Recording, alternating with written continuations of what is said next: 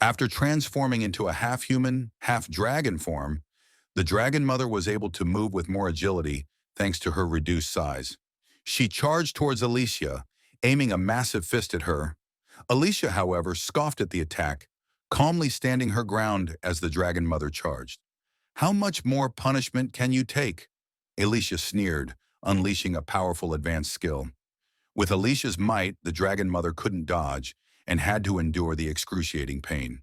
𝗖𝗍𝗍 reveled in the Dragon Mother's howls of agony, but her delight was short-lived. Although the Dragon Mother seemed defeated, she was now worried about 𝗧𝗏 and if he could handle the remaining dragons and goblins. Her question was quickly answered with a resounding explosion, confirming that 𝗧𝗏 was struggling to handle the chaos. The wounded Dragon Mother saw the goblins appearing at that moment as an opportunity. She used 𝗖𝗍𝗍's momentary distraction to her advantage, transforming back into her full dragon form and escaping before 𝗖𝗍𝗍 could react. As she fled, the Dragon Mother vowed to return and exact revenge on 𝗖𝗍𝗍 after recovering from her injuries. 𝗖𝗍𝗍 was enraged, but she couldn't chase after the Dragon Mother because she had to protect the villagers. She swore to find Dragon Island and wipe out every dragon there. Later, peace had returned to the town. 𝗖𝗍𝗍 had dealt with the remaining dragons and goblins, but she was furious at the incompetence of 𝗧𝗏 and his group. They couldn't even defeat the goblins.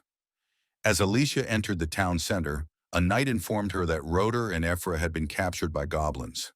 𝗖𝗍𝗍 was stunned. She couldn't believe it. Everyone on the continent knew that goblins were the weakest of creatures. 𝗧𝗏𝗏𝗵𝗁 Looking at the bodies of the fallen knights, 𝗖𝗍𝗍 felt a surge of anxiety. She was informed that these goblins were very unusual. Their strength was comparable to that of a large monster, and even 𝗧𝗏 couldn't overcome them. Hearing this, 𝗖𝗍𝗍 exploded in anger. She declared that she would wipe out every goblin tribe in the nearby forest as revenge, but a villager stopped her, pleading with her to stay and protect the town. They feared that the dragons and goblins would return and leave them defenseless. The villagers around them knelt down begging 𝗖𝗍𝗍 to remain. They were the people of the temple and the empire, and they looked to her for protection. Despite her rage, 𝗖𝗍𝗍 understood that the lives of these villagers were more important than the captured knight. Her duty was to protect them. She blamed 𝗧𝗏 for his weakness, for not even being able to defeat goblins. The only thing she could do was to send a message to the capital, requesting assistance. Meanwhile, 𝗬𝗏 had returned to his tribe, greeted with cheers and celebration for his victory.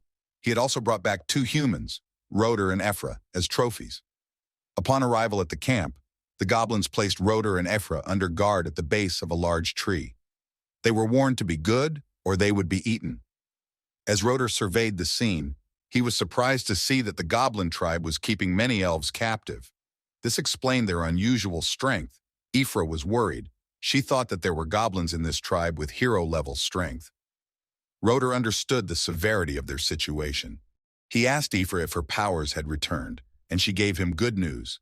With her current rate of recovery, she would soon be able to use magic again. However, their conversation was overheard by 𝗬𝗏, who commended 𝗧𝗏 on her impressive healing speed. 𝗧𝗏 was startled by 𝗬𝗏's appearance, particularly because he knew her name. Before she could fully recover from her shock, 𝗬𝗏 seized her by the foot. 𝗧𝗏 asked, "What are you going to do?" 𝗬𝗏 answered with a chilling smile, then used his claws to dig deep into 𝗬𝗏's flesh, causing her to cry out in pain. 𝗧𝗏, witnessing this, shouted in anger. He called 𝗬𝗏 a monster and demanded that he stop. Before the commotion could escalate further, a goblin intervened with a powerful punch, enraged that 𝗧𝗏 had dared to insult their leader. 𝗧𝗏 refrained from further insults. He glared at 𝗬𝗏 and questioned if he was an intelligent goblin and whether he considered the consequences of kidnapping them. 𝗧𝗏 informed him that his master was a sword saint capable of wiping out the entire tribe. 𝗬𝗏 smirked, stating that the woman was also his prey, but the time wasn't right. Before departing, he ordered the goblins to erase all traces of their presence. The woman wanted to find, but could not find. Wiping the blood from his hands, 𝗬𝗏 instructed a goblin to lead all the second-generation goblins into the forest to hunt as many monsters as they could. The goblin promptly obeyed. 𝗬𝗏 knew that this event was significant and that the humans wouldn't let it go. His immediate concern was to evolve his tribe before the humans attacked. Setting that aside, it was time for revenge. Lamth stepped on Rotor, demanding that he answer his questions honestly. If he lied, Lamth would cut off a part of his body. Lamth's first question was, "You humans enjoy secretly imprisoning and torturing goblins, don't you?" Rotor was taken aback. Although it was true, he feigned ignorance. His deception came at a price. Lamth, without mercy, cut off one of Rotor's ears. Rotor writhed on the ground in agony, continuing to curse at Lamth. He insisted that everything he did was for the protection of humans. His duty was to eliminate monsters. Lamth found this lie repulsive. He believed that Rotor was motivated by the desire to elevate the status of his knightly order. Lamth knew that they chose to kill monsters, including those humans who were captured by monsters, because killing was easier than saving. To fulfill their duty, they had killed countless people.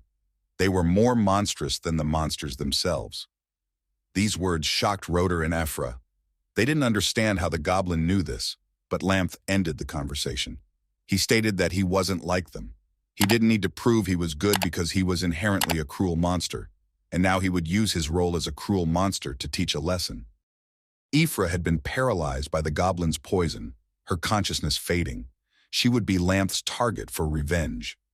Rotor knew what was coming. Despite being beaten by the goblins, he struggled and cried out, begging Lamth not to harm 𝗧𝗴𝗀𝗵𝗁. But Lamth had no mercy for his enemies. He said that he would make 𝗧𝗴𝗀𝗵𝗁 suffer for all the pain he endured, and this was just the beginning. He grabbed 𝗧𝗴𝗀𝗵𝗁 and told Rotor to open his eyes and enjoy the show. His goblins would serve 𝗧𝗴𝗀𝗵𝗁 with all their heart. Rotor was horrified at the prospect of her being defiled by their dirty hands. It's the second day since 𝗧𝗴𝗀𝗵𝗁 and 𝗧𝗴𝗀𝗵 were captured and brought to the Goblin tribe. The sun is high in the sky, and the goblin guards are changing shifts. A goblin exits the tent looking satisfied after torturing 𝗧𝗴𝗀𝗵𝗁. Another goblin watches him with worry, reminding him that the chieftain has ordered 𝗧𝗴𝗀𝗵𝗁 not to be killed. The happy goblin replies that she's still very much alive. 𝗧𝗴𝗀𝗵𝗁's clothes are now in tatters. She is no longer screaming as she was when first tortured, but her silence is even more terrifying. 𝗧𝗴𝗀𝗵𝗁 is forced to witness everything. He looks at 𝗧𝗴𝗀𝗵𝗁 with worry, urging her to stay strong and not give up, assuring her they'll be rescued soon. 𝗧𝗴𝗀𝗵𝗁 just whispers that she understands, but 𝗧𝗴𝗀𝗵𝗁 is quickly beaten by another goblin for talking when he shouldn't. Another goblin approaches to torture 𝗧𝗴𝗀𝗵𝗁 inside the tent. The elf queen and 𝗧𝗴𝗀 are tending to the children and witnessing everything. Seeing 𝗧𝗴𝗀𝗵𝗁 being tortured, the elf queen concludes that Lamth has a vendetta against humans. 𝗧𝗧𝗀𝗁 feels scared and thinks they are worse off than the two humans. At least they have fruit to eat. It seems like both the elf queen and 𝗧𝗧𝗀𝗁 are pregnant with Lamth's children. 𝗀𝗀𝗆 arrives at that moment. She confirms that Lamth does have a vendetta against humans, and these two are the ones who are responsible. The elf queen, seemingly having changed her mind about Lamth, claims he is the most unique goblin she's ever seen. A goblin driven by revenge, capable of anything. Even while he tortured her with his weapon, she felt a peculiar fondness for him. The elf queen has shattered the image of the noble elf in 𝗧𝗧𝗀𝗁𝗁's eyes. 𝗧𝗧𝗀𝗁, standing beside her, seems to feel her mother is happy about being tortured by Lamth. Back to Lamth, the goblin rushes in to inform him that the second-generation goblins have returned. This surprises Lamth. The second-generation goblins return with their loot, various monsters, and are greeted with enthusiastic cheers by the other goblins. After all, besides reproduction, their main interest is meat. Upon seeing Lamth, the goblin immediately greets him. He's a large goblin, level 33, with the profession of warrior. He has the title Son of Elf, blessed by the Lord and Monster Hunter. With 470 HP, 142 strength, 168 defense, and numerous skills, his overall power reaches 500. Lamth is pleased with these second-generation goblins. They have evolved into large goblins after surpassing level 30, and their strength is catching up to Lamth's. Lamth asks why they returned so early and if the hunt was successful. The goblin reports that they had hunted all the nearby monsters and had to venture further west into the forest. But they encountered a giant goblin tribe that was slaughtering smaller goblin tribes. This surprises Lamth. It's the first time he's heard of the giant goblin race. He only knew of the demi-humans as the creatures closest to goblins in size. Another goblin informs Lamth about this tribe. They are the Bloodtooth tribe. They are all giant goblins. In a previous hunt, he had discovered a tribe being attacked by these giant goblins, and the scene was terrifying. Thinking about these large goblins, 𝗧 doesn't feel worried, but excited.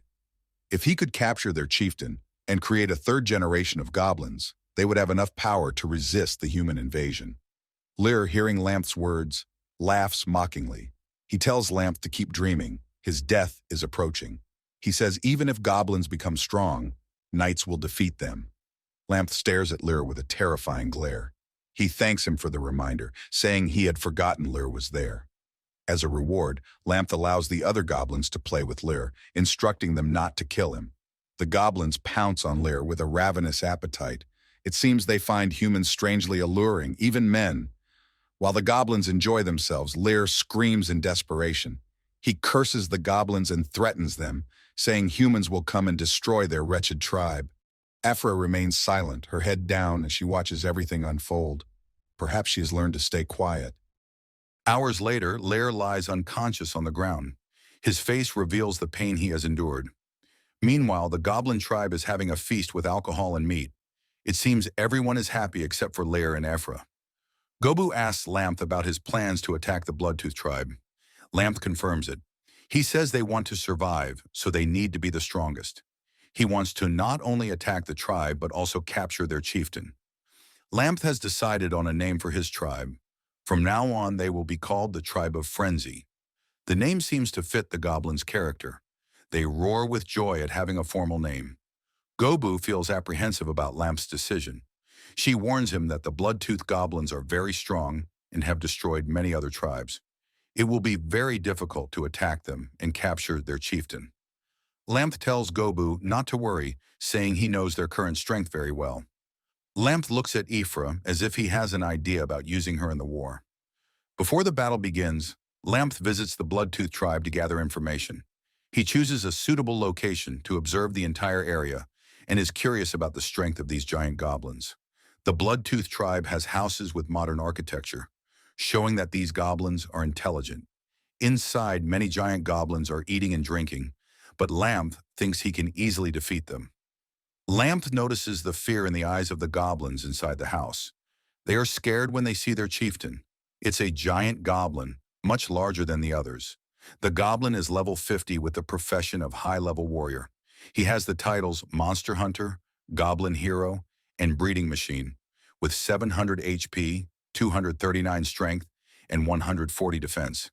He's equipped with a bone hammer, and his overall power reaches 900. 𝗧 is thrilled to see such a strong goblin and already has a plan for him in the future.